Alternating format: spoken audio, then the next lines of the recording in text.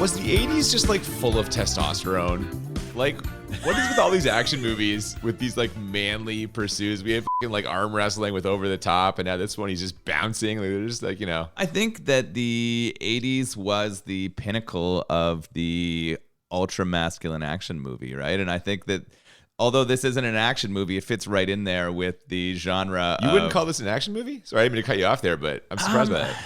I mean, there is a lot of fighting, but Yeah. To me, when I think of it an action movie, it's sort of like a person. Oh my God, this is an action movie. A one man taking on like an evil villain, and that's kind of what happens here. It's just weird that the setting is a bar. It is. Now, you also mentioned like this being so mad. I feel like his character is not super masculine in this also. No. I think in terms of being ultra masculine, Patrick Swayze, like super handsome, super fit. But he isn't like gassed up. He's not on steroids. He isn't like, he's very philosophical and like sensitive almost. Yeah, maybe this is an attempt to say that you can do both. Like this is the message of this movie is you can be both a badass who kicks people's ass and throat rips, and then also be sensitive for the ladies. I feel like the ladies would have enjoyed this movie a lot more than some of the stereotypical like Schwarzenegger, Stallone 80s action movies, right? Like I feel like if you're a woman and you're going to see one of these movies, you're probably walking out of this one more fulfilled, let's say, than if you went and saw like, Predator or something. Fulfilled we could go so many places with. But but I think you're right. I think Patrick Swayze has a incredible appeal, right? Especially for females. But Sploosh. Yeah. And I think if this is coming after Dirty Dancing, it definitely is. Then you're trying to carry over the success from that and the appeal that he's created and take it one step forward. We were talking a little bit before starting to record here, and this is taking Dirty Dancing to the level. The sexual extreme of it's the logical conclusion of Dirty Dancing. Yeah, I think so. I think that's what they were trying to do here. If you're not dealing with like a virginal Jewish princess in the 80s, it's the, just country women just out. I don't know what we're talking about. Out to get fulfilled. Exactly. Welcome to Bad Movies and Beer. I'm Cooper. I'm Nolan. And today it's our season finale, and we are discussing just an absolute 80s classic, Roadhouse. This is was my very first time watching Roadhouse. Which is insane to me. One of the weirdest things about this podcast is some of the movies that you haven't seen make no sense to me. Yeah, I don't know what I was doing. This was on TV all the time. I guess I mean, it was rated R. My parents weren't going to let me watch rated R movies when I was a child. Your parents sit next to you while you're watching TV all the time? No. You're flipping through the channels. There's Patrick Swayze and some dude all in like a denim vest, karate kicking. You're going to stop and watch that. I guess I didn't. I don't know. No, a lot of the movies that we watched together, I've definitely seen pieces of, but never watched from start to finish. This one, I didn't have any context. Like there was nothing I'd seen in here before. This is where I remind all of our listeners that you have seen the Colin Farrell Total Recall 3 times, but had never seen Roadhouse until right now. So yeah, I'm glad we're doing this podcast. This is a good thing. Yeah, it's a bit of an intervention for me. Yeah, seriously. So we are going to discuss the movie and all the incredible happenings, but as always, we have found a beer to pair with it. And I mean, we talked before, we had a beir called Event Horizon. We watched Event Horizon and we're like, you can't do any better than that. What do we got today? We've got the Roadhouse. It's just called Roadhouse. Yeah, it's pretty sweet. This is the Roadhouse Helles Lager. This is from Wishbone Brewing Company. They're out of Waterford, Ontario. I think they're quite new. I don't think they've been around very long. They have a really great website, some cool social media. And it looks like they have an incredible place. I've never been. They have a big venue with both inside and outside space. They're overlooking like a really cool lake. Oh, nice. So I think it'd be a beautiful place to visit. It says, just like his house in this movie. Yeah, no, actually, it fits perfectly with where he lived. I can actually picture the brewery and that barn kind of being hand in hand here. There for you sure. go. Now, it says they have rotating taps, lots and lots of different flavors, but they go both traditional and sort of more experimental. So I think this would be a pretty cool place to check out.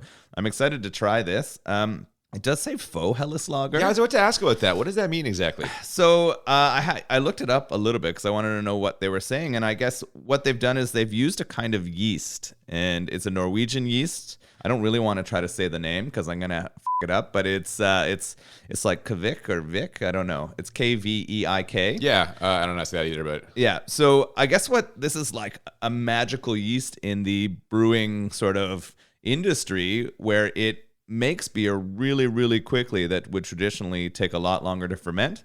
So I guess it's traditionally made as an ale, but this is supposed to be a lager. So one of the big distinctions, and I know we don't talk too much beer in here, but one of the big distinctions feels between, like we are right I now. know, between lagers and ales is how long it takes to make a lager. They ferment for much, much longer. They take months rather than weeks. But this is the faux part. This has like been sped up by this Yeah, wonder this has been yeast. sped up by this Okay. wonder yeast. So I guess that's why it's called a faux Helles lager. So I'm excited to try it out. It should be delicious. Me too. Why don't we do that right now? Yeah, let's get into it.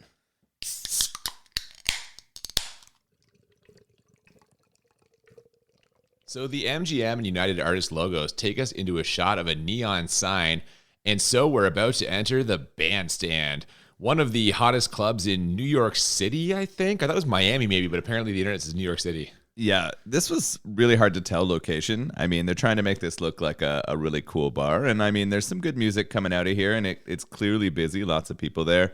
There was no indication this was New York. No, I agree. It's packed, though, like you said. Also entering the bar right now is Frank Tillman, a slick-back business type wearing a bolo tie, who surveys the scene full of hot ladies, big money transactions, and, after the sound of breaking glass, a heated interaction between an aggressive patron and legendary Cooler Dalton. So, what's a cooler?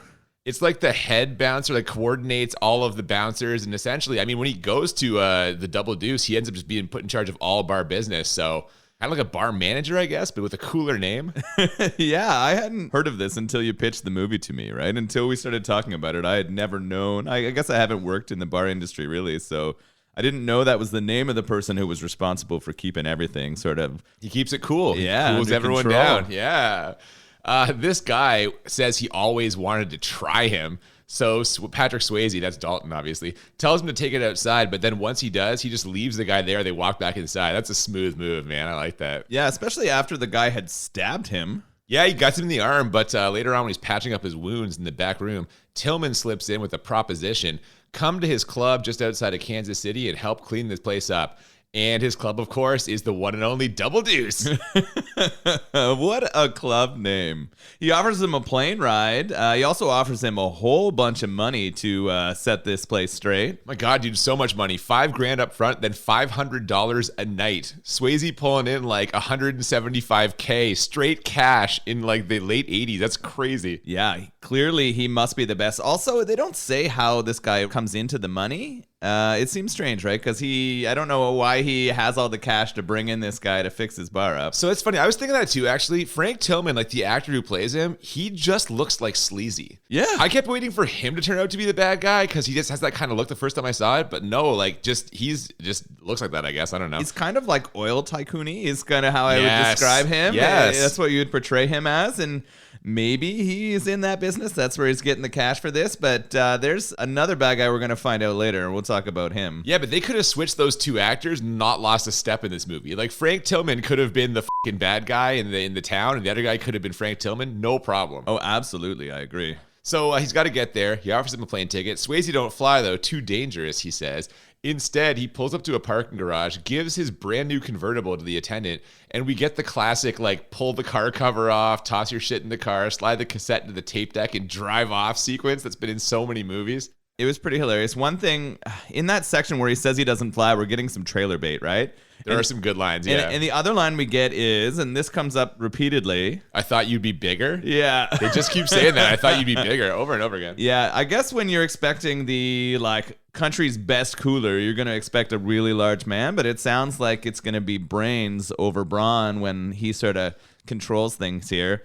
I thought it was interesting that when he rips the cover off of his car, we get a Mercedes. Yeah. So I was wondering if this was kind of when they were new to the US, like this was a really big deal for him to have a Mercedes at this point in the United States, because they're everywhere now, right? Like, Oh, there's still a luxury car, though. I guess so, but I almost consider Mercedes just like a slightly nicer car now. I don't consider it like a really, really fancy car. Like just a Maserati or a Lambo or something? Yeah, exactly. Yeah. And that's kind of how they treat it in this movie, and I was just wondering if that was kind of the time base. Hang on. You've called me out before for making like ridiculous statements, like back in Body of Evidence when I was like $8 million is not that much money. I feel like you saying that a Mercedes is a slightly better car is patently ridiculous. Well, I feel like the least cost on like a difference between a fucking, I don't know, Toyota and a Mercedes is like $100 a month. Like, you're not going Frank Tillman over here. You come into some money also all of a sudden? That's good. All right. It is ridiculous. What I did love though, like you said, was sticking the tape in there to get it rolling. Shit, yeah. That popped a small boner for me right there, seeing that happen. Yeah, we get a little drive and some rock music playing. Once he pulls in, he sees exactly how rough a place this is. A guy gets tossed out as he's walking up, like 3 other fights break up. Waitresses are dealing drugs. Bouncers are chasing strange instead of doing their job. One person at the bar asks a hot blonde lady if she wants to go nipple to nipple, and she says, "I can do that myself." What does that even mean? I guess if your breasts are big enough, you can just push them together. I think that's what she was saying. Yeah. But is that supposed to be like attractive or appealing? I mean, it does make you think of maybe like a fucking. What? Oh, God, throw a fucking bleep in there for sure. So, yeah, man, he's got his work cut out for him, but he's going to have some help. As in addition to the waitress who recognized him and started spreading the word that he's in town, he also happens to know the blind guitar player in the house band. And if I say blind guitar player, you say... Jeff Healey! It is, of course, Jeff Healey, fellow Canadian. Oh. Yeah, in what has to be his biggest movie role, if not only. I don't know. I don't know, but this is actually really good. Like, Jeff Healey is a disgusting rock blues guitarist. Like, blind. So good. Yeah. Just an incredible, like, impressive human being, and he actually does really well in this movie. Well, now, hang on. At playing music, yes, but, like, acting? I don't know. I feel like he was like... Oh, my God, no. No, come really? on. Are you kidding me? Yeah, no, I felt he was completely appropriate in the way... we are starting off in complete opposite directions. All right, here we go. I think it's good at all. This all devolves into chaos when one bar patron offers to let a different guy lick his girlfriend's tits for $20. Long story short, this guy doesn't have the 20, but he doesn't tell him that until after he's already taken a lengthy grope. So a brawl breaks out, and some of the reaction shots of the people in this bar are truly incredible. Oh, yeah. Yeah. There's one guy at the bar who has his tongue out the whole time, just like, it's like he's laughing, but not really laughing with it. I don't know, I can't. He kind of looks like a dopey, horny guy. He's like so into what's happening right now. He's slightly aroused and laughing about everything. The whole bar breaks down here. Everyone gets into this fight. All of the bouncers, even the waitresses, like the bartender, everyone is fighting, and Dalton's doing nothing. Except watching all the broken glass and broken tables. There are so many fucking broken tables in this movie. Yeah, what's the over-under on the budget for sugar glass and tabletops in this movie? That was most of the budget, I think. Yeah, most of the budget is clearly Swayze's contract, but after that, it's got to be line number 2, probably, right? Line item number 2. Number tables. 3 is explosions, I think, but there's some of those too. Once the dust settles here, Dalton tells the current head bouncer, played by wrestling legend Terry Funk, that he'll let him know about helping them, and then we get some quick scenes of him settling in. He picks up a new car to move around town in. Well, not a new car, but he'll fix it up because he's a man. And then he finds a room for rent in some friendly old man's barn. It's way less rapey than it sounds. The barn just happens. Is it? I think so. And the barn just happens to face the palatial estate of the local crime boss, Brad Wesley, played by star of stage and screen Ben Gazzara. And if you can't see where this whole movie is going at this point, I can't help you.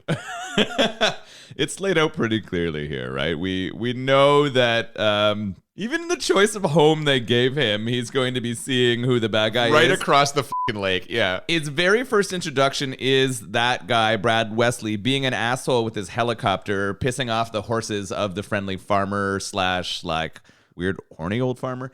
That comes later. Okay.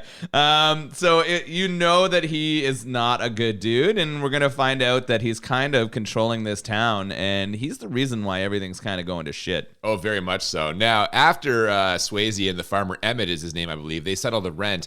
We cut to Frank Tillman introducing Dalton and giving him full control over all bar business. The first thing he does is shit-can Terry Funk, who tells him he's a dead man, and he also boots the drug-dealing waitress. After that, he fires off a motivational speech, including his 3 simple rules. 1, never underestimate your opponent. Expect the unexpected. 2, take it outside. Never start anything inside the bar unless it's absolutely necessary. And 3, be nice.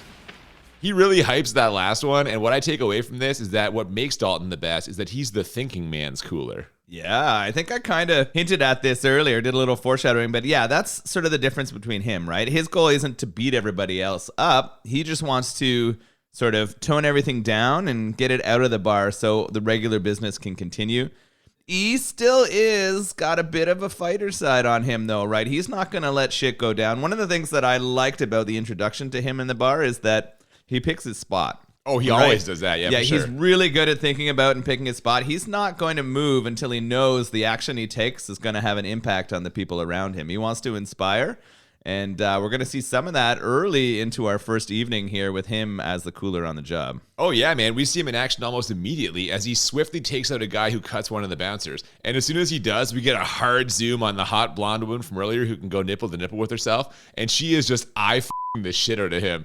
This zoom popped me so hard. Like, I was like laughing my ass off. Yeah.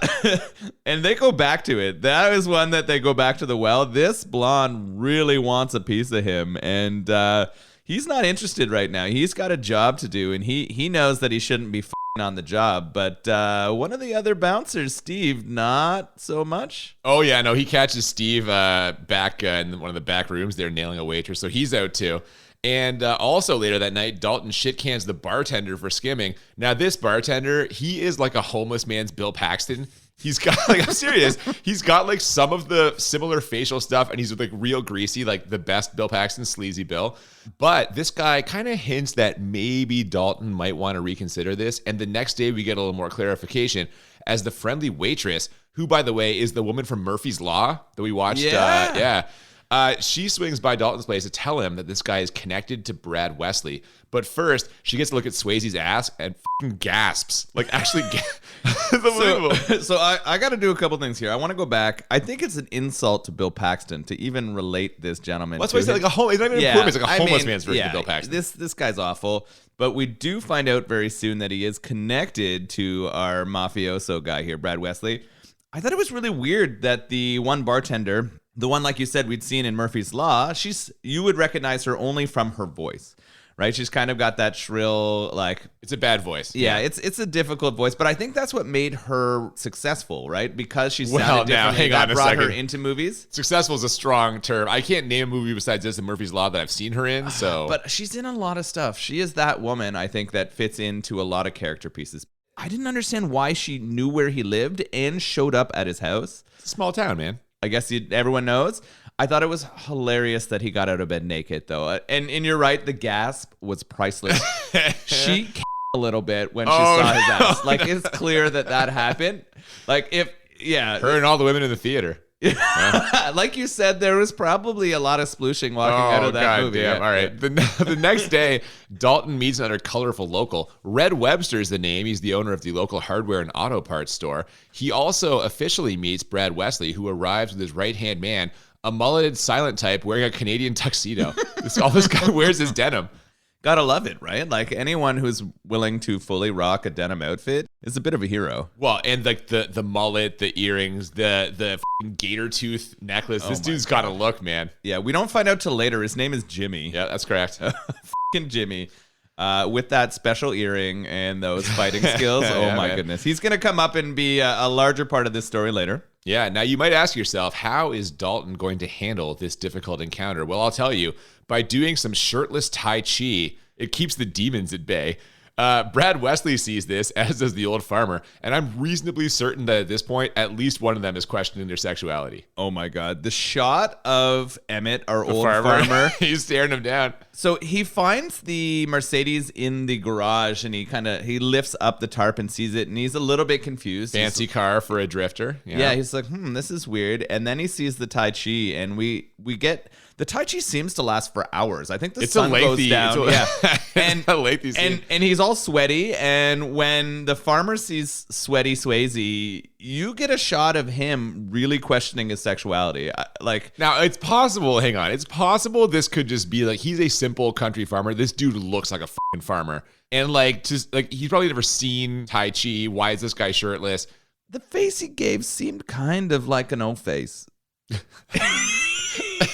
He was a little bit aroused. This is a man who got aroused when he thought he shouldn't be aroused, and he doesn't know what to do about it. That's working through some complicated feelings. Yeah, definitely. Now, sweaty, shirtless Swayze isn't the only action we get here, though. As when Dalton shows up for work that night, the bartender he shit-canned is back, along with some of Brad Wesley's goons. And what a weird crew he trots out here, man. It's the homeless man's Bill Paxton, a fat trucker, and like a suburban dad with an extremely deep voice. This turns into a full-on knife fight after Dalton punches the bartender in the face. And if you look closely, he clearly already has blood in his face before Swayze punches him.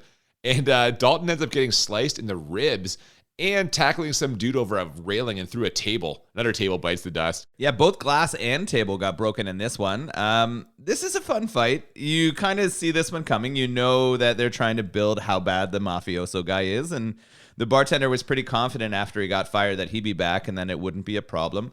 They do sort of set the groundwork here because they know it's going to be a problem for the bar and for Dalton because the person who controls the booze in the town is Brad Wesley, of course. He controls everything, so how can you run a bar without booze? Yeah, but guess what? Dalton doesn't give a f***.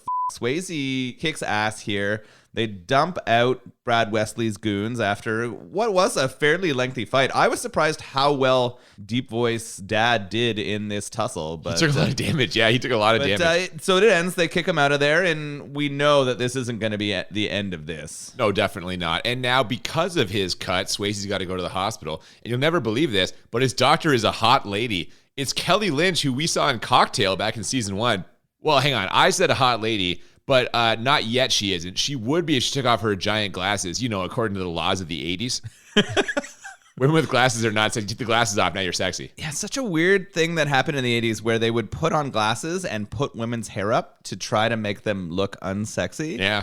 I actually thought she was way hotter in that look than the first one we see you're with her hair down. You're a little bit of a button down, you like a lady with hair up, professional. Yeah, well, yeah. Not professional like a hooker, but like she has a job, that kind of thing. So I thought it was funny that he went to the hospital. Clearly the reason he goes is because they need to introduce this relationship. 100 times, yes. But previously in the movie, he easily sews himself up with no problem. And in here, it doesn't seem like it's any worse than the previous. Oh, no, deeper gash. It's in the ribs too, yes. But they don't even sew him. She uses staples. That's like a much less... That's how you know it's bigger. Is that what it is? Staples for a bigger gash? Yeah, man. The thread wouldn't hold it. I thought it was the other way. I thought staples were when you had a smaller injury. You think they staple people for small injuries? I don't know, dude. Okay, I'm absolutely. You can tell you haven't been cut a lot. No, I've never had a stitch up in a... Oh, well, you're lucky, dude. Yeah. Anyway, she patches him up, and he impresses her with his intelligence, sensitivity, and philosophical nature.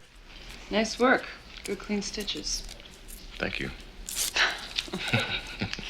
Do you ever win a fight? Nobody ever wins a fight. Somehow the doctor manages to walk out of the room without slipping all the she just dropped on the floor. And we are clearly headed for romance here. Okay, so there's a couple weird things in this I wanted to bring up.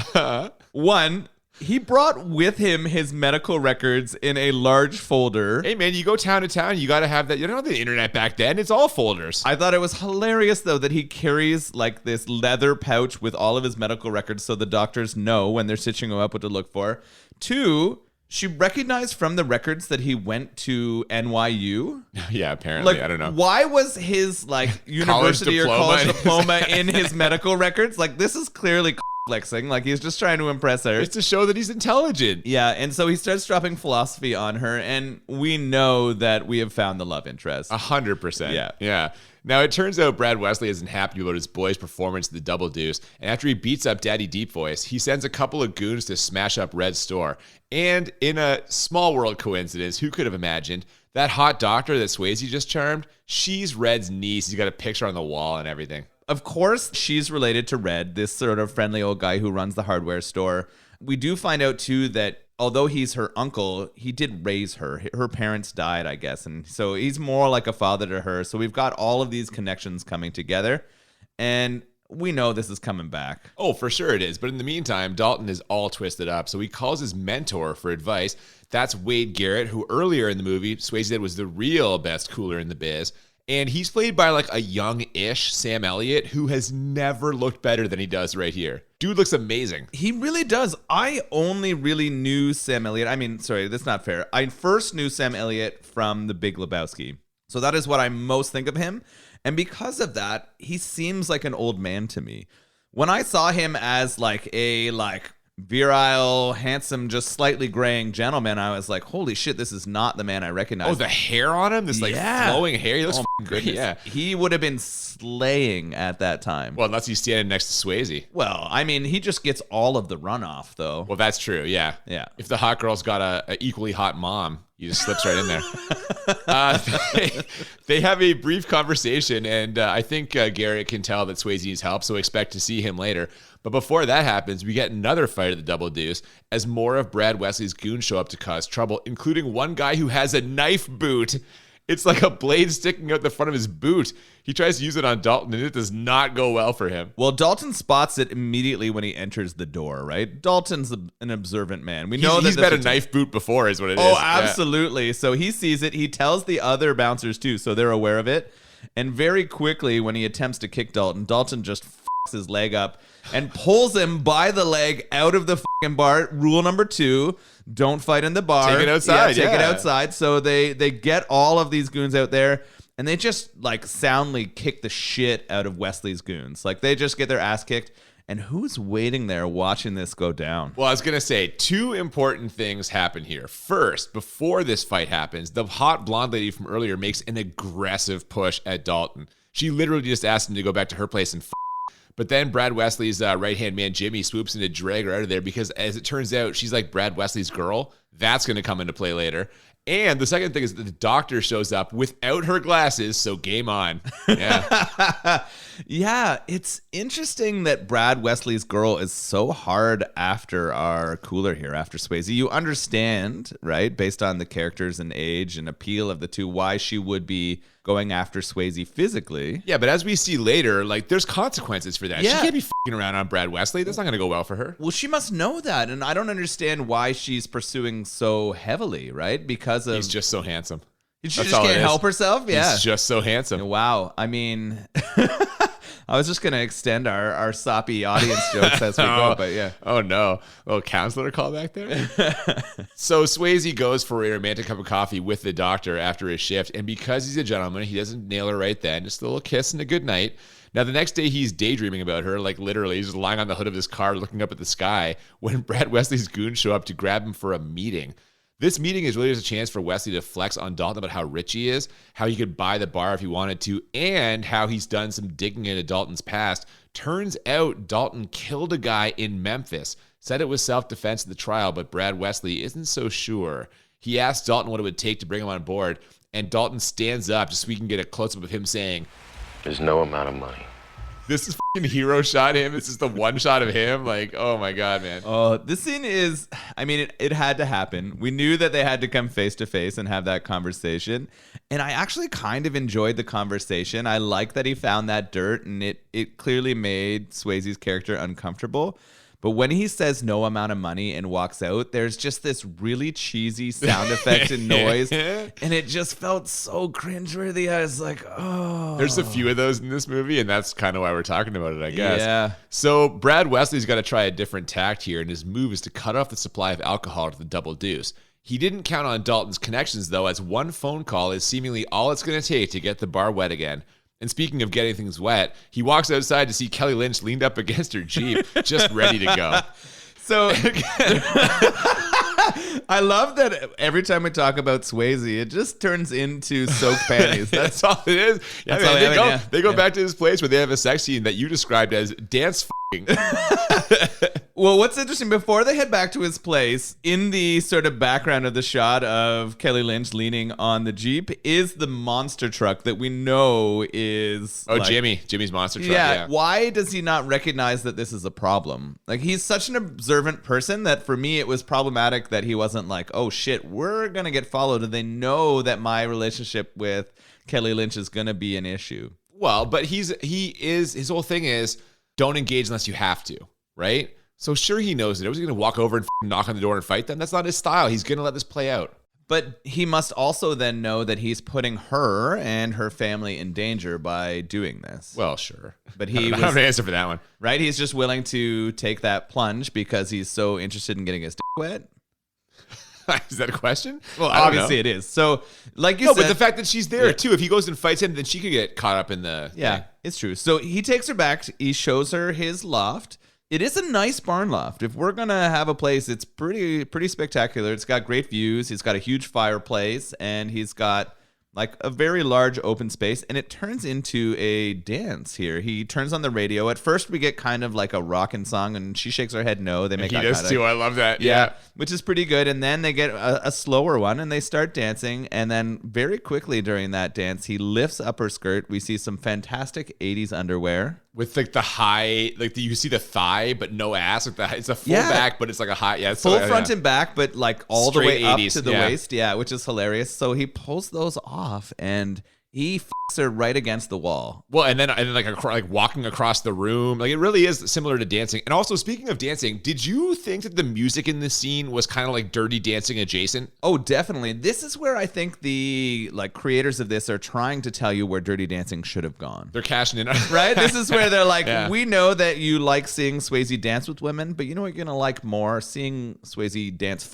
women. Different kind of woman, though. I think that's what it is. Remember, in Dirty Dancing, Jennifer Grey, she's playing an inexperienced teen. You can't just fucking fuck her across the room. That's fair. And, you know. We got a woman. They are actually very careful to slip in that she had been married once before. Yeah. So they wanted to tell you she wasn't a virgin, and they also wanted to tell you that she's ready to again. Like they were getting it set up for us. Yeah, fair enough. Now, they share a tender moment after this out on the roof of the barn, and the doctor inside her kicks in and tells him that if he doesn't slow down, he could end up crippled.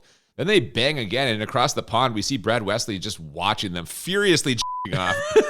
I mean, he was smoking a cigar, so that must have happened. With one hand. Yeah.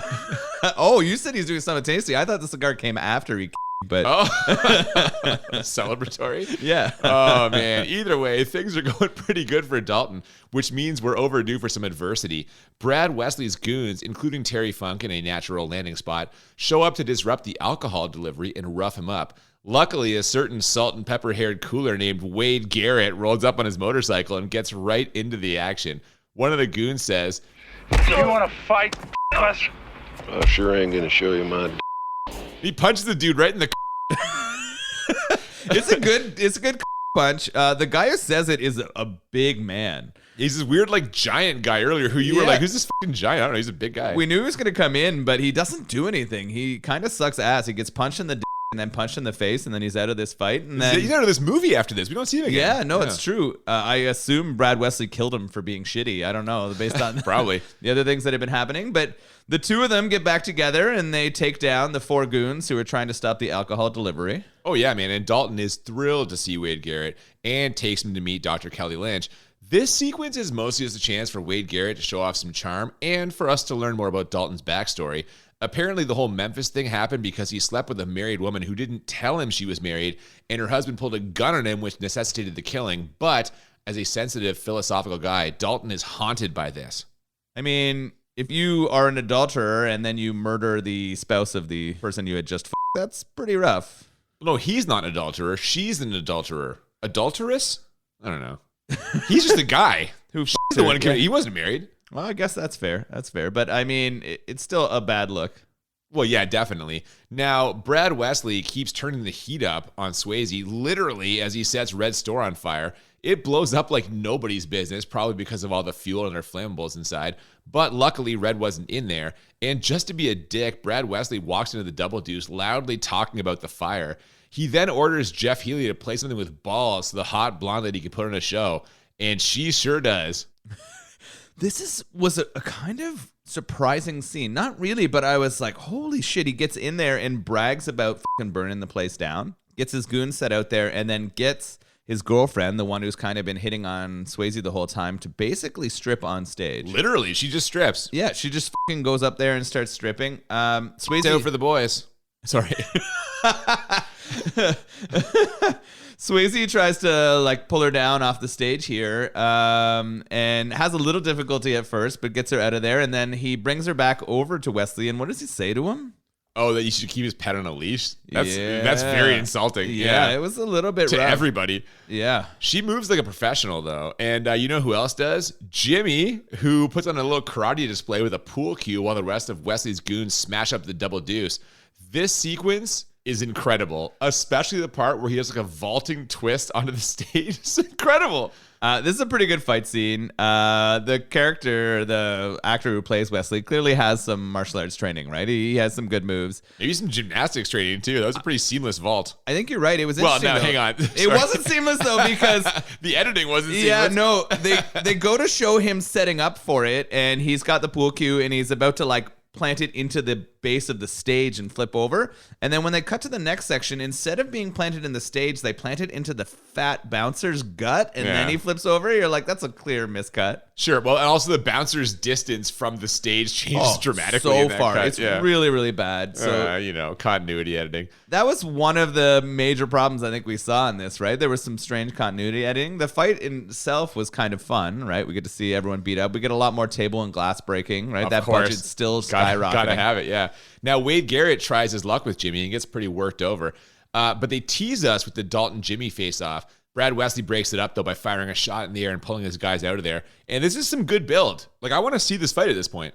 Yeah, you're right. This is going to be good. It's weird because Jimmy did not seem particularly threatening coming up to here. I mean, wearing the Canadian tuxedo and having that earring, I was like, you're not really bringing the heat here. But after seeing his gymnastic moves, I'm like, yeah, this could be a good kind of culminating fight we might see. Oh, definitely.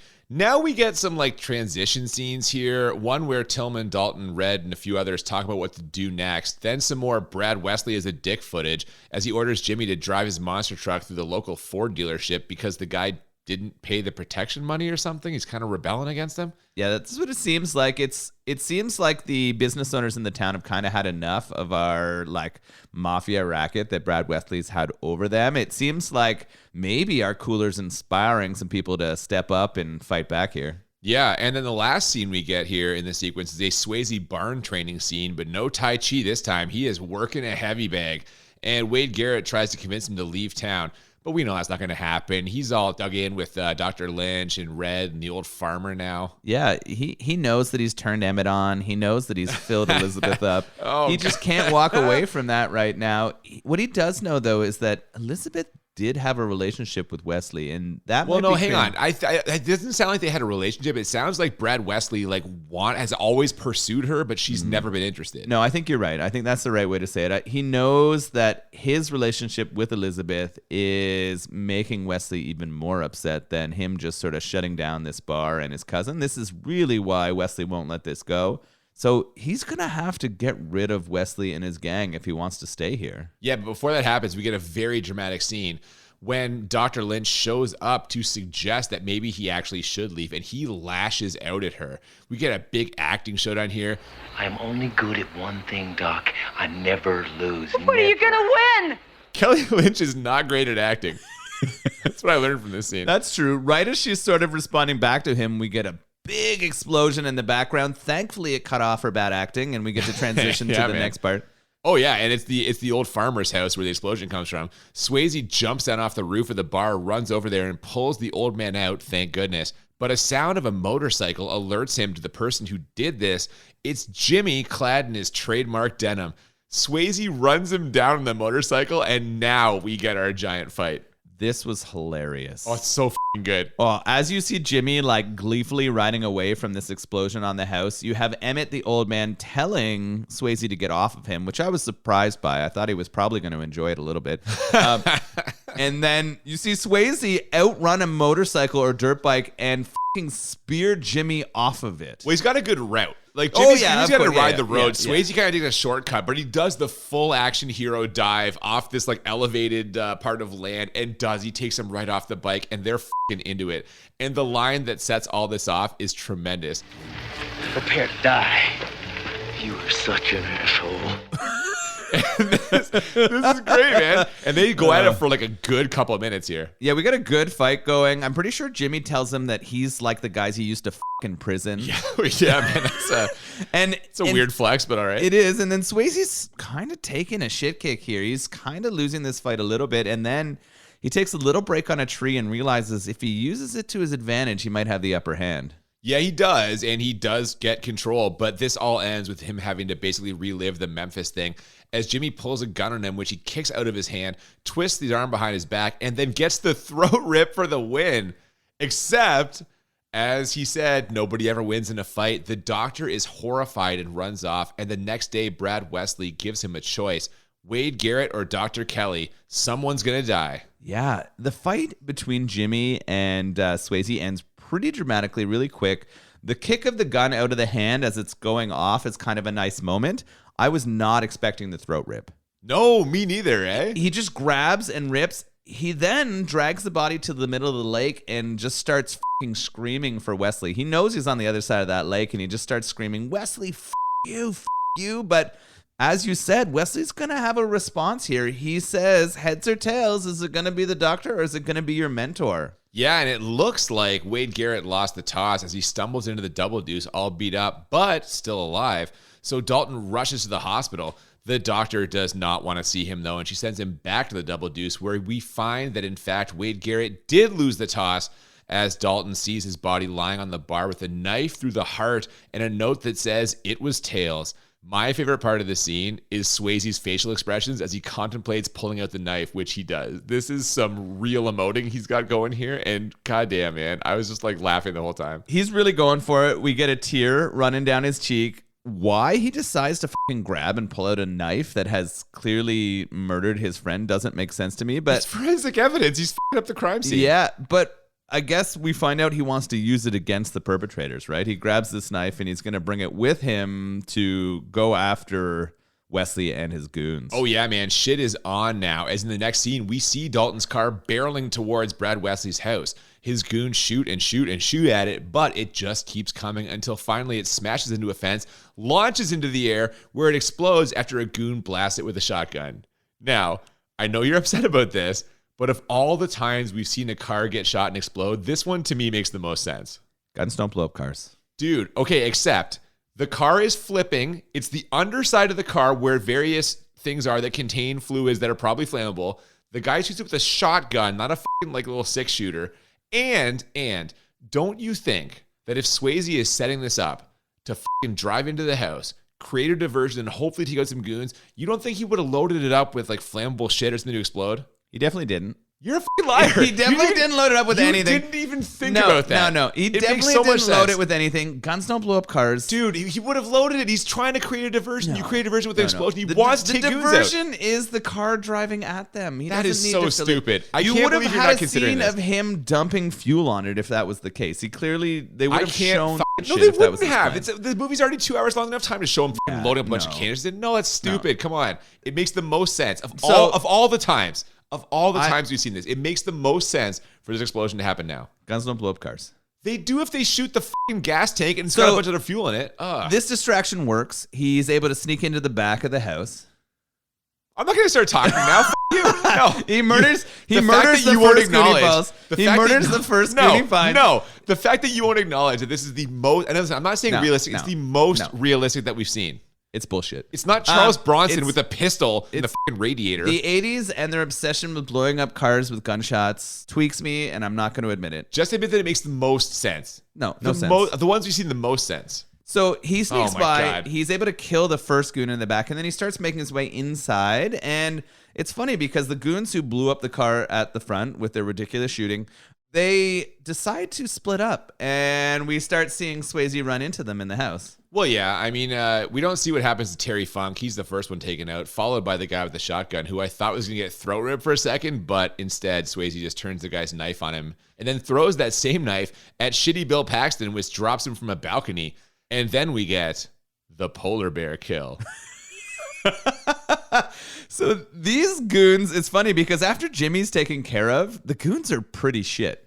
So we really only have that fat trucker left. And it's strange, right? Like, how is this going to get taken out? But what happens is he's walking around the trophy room of Wesley, and he gets scared by the stuffed polar bear that gets shoved towards him. Dalton's pushing it towards him, and he panics. It's a really hilarious and kind of lame scene. They really make this trucker guy seem like the most imbecilic possible like character you could ever meet. Yeah, we should clarify. He doesn't actually die, it turns out. We think he gets killed, but the polar bear just like lands them and he's trapped for a little while. But now we only have Wesley and Dalton left. It's true. Now, Brad Wesley comes out pretty confident here. He's got a nice line. He says, See, you found my trophy room, Dalton. The only thing that's missing is your ass. that's pretty solid. I like laughed pretty that. hard. I actually like that Yeah. line. I thought he was going to say head, right? Because that's the traditional thing. Yeah. So the your ass was a good line. I liked it. Now, he gets quickly dismantled by Dalton, though, and we get a huge will he, won't he moment where Swayze gets on top of him and threatens the throat rip with super dramatic music. He's got the hand up, the claws ready, but he walks away. He cannot kill again. It's funny, right? Because, I mean, they got to indicate throat rip in some way, but there's no way you make your hand into a, like, 3-finger claw when you're going to do that. Hang on. Like, No, I'm going to stop you right there. Have you ever ripped a man's throat before? No, that's true. Then you So don't know how it works. All right, maybe Yeah. that's how you do it. I got to start practicing my 3-finger throat rip threat.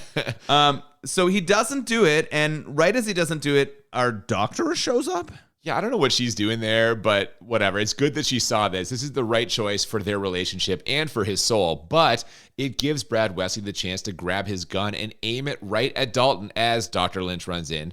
Luckily, Red is also there, and the farmer, and Tillman, and they all take turns shooting Brad Wesley with shotguns until one final emphatic shot sends him flying backwards through his glass coffee table. One last table bites the dust. More glass is destroyed. No more glass bottom boat rides for that one. He's never going to have the counselor type scene where There's he no just more splits the catfish table. running across this table. Maybe that's really what those tables are for. I didn't know. Oh, shit. Oh my god. Oh, God. I don't think that's true, but all right. so the cops show up, but nobody saw anything, which is pretty great. And the movie ends with Swayze still in town, going for a skinny dip with Kelly Lynch and banging her in the pond, while the Jeff Healey band plays us out with a rockin' version of When the Night Comes Falling from the Sky. This is a great way to end this movie. Oh, such a wonderful ending. Jeff Healey is killing it here with this Bob Dylan song. And the fact that they go for that skinny dip at the end is perfect, right? Oh, It's yeah, just man. A great ending. It sort of scrolls out and we're getting all the characters as the song plays. And it ends just as you'd hope it would, right? Like they've taken down the big bad. This town is now back. Maybe he stays. Maybe he doesn't. Oh, he's right? staying. He's You found think true so? love. That's You the think whole he's point of the staying? lake scene. Yeah, He's all not right, going yeah. anywhere. He's staying. All right. Yeah. Great I- movie. I could watch this every day. I'm serious. It's great, man. So we should probably just ease into our ratings now. Let's not waste any more time. Get right to it. The way we do this, we rate it on a scale of 1 to 10 twice. 1 to 10 for how bad it is, 1 to 10 for how enjoyable, and the goal is to find movies that are a 10 out of 10 on both scales, or as we call it, the Crit 20. And for me, I normally don't have a hard time separating my enjoyment from how bad I think the movie is, but I am really struggling with this one. Like, Welcome to my world.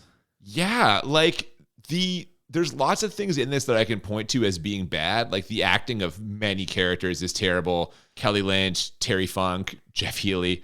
But there's good action. There's a good amount of nudity. There is, man. No. And like there's some continuity errors and stuff, I guess. And obviously the whole premise is just wildly implausible. It's ludicrous that this guy has a national reputation as the best cooler. When that waitress starts spreading word on the bar, Dalton's here, Dalton, everyone fucking knows who he is. Like, now granted, they all work in a bar, but still, like, to be so good at managing a bar and bouncing that, like, you get this, it's insane to me. It's crazy. So, like, part of me is like, this whole thing is absurd, and I want to kind of give it like a 10, but I just can't because it's so fucking enjoyable. I can't separate it from this one.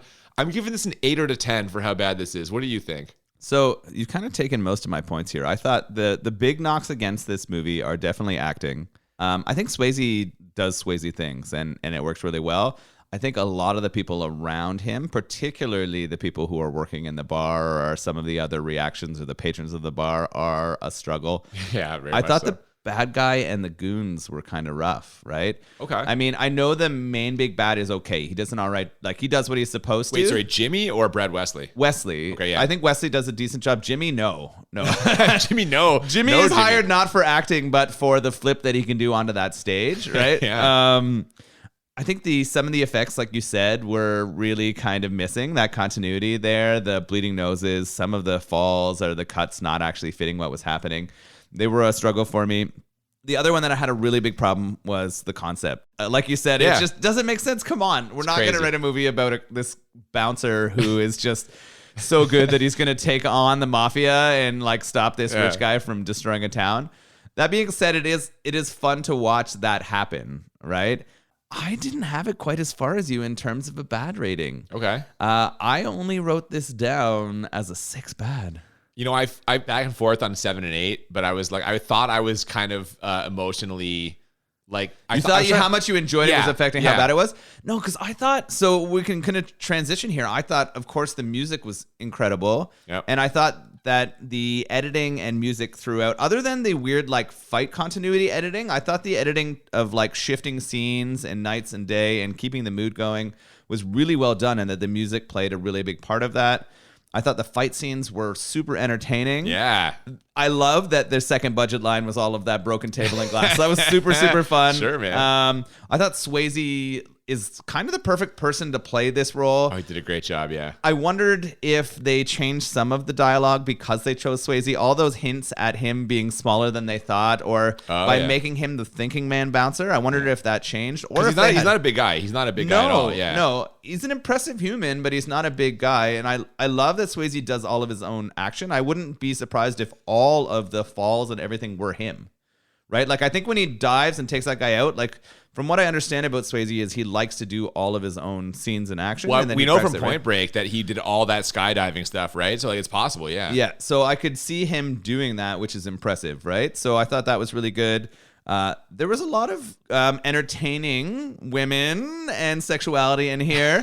I like that they took Dirty Dancing into dancing and Against the Wall. That was good. I enjoyed that. Kelly Lynch is not a great actress, but she is an attractive woman, and seeing them in that relationship was great. So I had this as an enjoyability of a 9. Okay. So I gave it a 6 for bad, 9 for enjoy for me. That's fair. You probably know what my enjoyable rating for this is going to be. It's going to be a 10 for sure. Yes, yeah, it is. I was 100% a 10. It's so enjoyable. It's a fun movie that I would always, when I was watching this on TV as a kid, if I saw this on TV, I would just stop and I'm there for the next however long. Whatever scene it is, I'm in it for the rest. And like, I think what it is this story. This story's been told lots of times, but I love the whole like small town under the thumb of local crime. A drifter rolls in, inspires the people to rise up and saves the day. That formula I feel like always works, and I will always enjoy it. And Swayze fucking crushes it. My only complaint with this movie, and it was not enough for me to knock it off a 10, is it is a little long. And the reason why I didn't drop it from a 10 is I'm not sure what scenes I would cut. Like, maybe you reduce the number of cleaning up the bar scenes, but I like those scenes. Like, I enjoyed those. Some of the transition ones kind of aren't great, but you sort of need those for the story. So basically, this is a problem I don't have a solution for. Like, I wish it was 90 minutes, but I don't know what you take out to make it 90 minutes. So I'm not going to ding it for that. It's enjoyable as f***. It was a great f***ing time. We both laughed like multiple times. It's just a really fun movie. And if any other person like you before today has not seen Roadhouse, go fucking watch it because it is great. It's a great, great time. Yeah, that's fair. It is. I really enjoyed it as a first watch. I would definitely watch it again. Right. There's not that often in this podcast that I'm like, I would definitely see it again. I think it'd be fun to watch with my wife. I wonder if she's ever seen it. I don't think she has. So it'd be fun to just like laugh at that stuff together and see what her reaction to Sexy Swayze is. I was gonna say, I can probably guess what her reaction will be. What did you think about this beer? It was insanely crushable. Yeah, speaking of a great time, Holy I shit. fucking dominated this thing, and I wish I had bought more cans because I could drink this all day while I watch Roadhouse all day. I'm pretty sure we could have taken a 6-pack in the time that we made this. Like, the two of us could have split that no problem, because I was done probably 20 minutes into us talking and was definitely hoping for more. This might be my favorite beer of the season. I gotta kind of go back and look at the list, but like, shit, I first of all, lager, that's a big fucking plus for me. And just like the first sip, we both said the very first sip, right away, it's just this fresh taste that is great. So you know what? Wishbone Brewing Company, Roadhouse, Faux Helles Lager. I am going to buy more of this and drink more of it. It's fucking delicious. Maybe my favorite beer of the season. Let's figure out where Waterford, Ontario is and take a road trip this summer. Oh, yes, please. I bet it's not far away. I bet it's close. Yeah, I think it's probably only like 45 minutes away from us. Let's get it done. Let's go for a trip. No trouble. We're going to do it. Little road trip. We'll visit their roadhouse, perhaps. Yes. And yeah, that's it. We have reached the end of our second season, and I feel like this was a good little journey here. A lot of good stuff this year. Some new genres we kind of explored. Some interesting things I had never seen before. Yeah, really fun. This one seemed to go by faster to me. I don't know. It seems like everything just flew by. It seems like we shouldn't be at the end of the season yet, but I'm already looking forward to some of the titles we are peeking at for next season. I look forward to doing another one. I'm excited for some we talked about maybe doing this season, but didn't get a chance to. There might be one or two requests that we haven't got to, so we're going to look to get those done next season. Oh, yes, and please send more of those. If you have not already followed us on social media at the BMB Podcast on Twitter and Instagram, we love to hear from you. Requests, we're looking for some for next season. Like Noel said, we do have some ideas, some pretty interesting stuff. We also have a bonus episode we're probably going to put out sometime in the next little while. That should be a good one. But yeah, send us feedback. Let us know what you want to see. We're happy to cover it for you at the BMB Podcast on Twitter and Instagram. Yeah. Send suggestions to those or to our email, thebmbpodcast@gmail.com. Definitely. And we're about to take our summer break. So until next season, I'm Cooper. And I'm Nolan. And we'll see you next time on Bad Movies and Beer. Keep it cool. Oh, all right. The dancing's over. Now it gets dirty.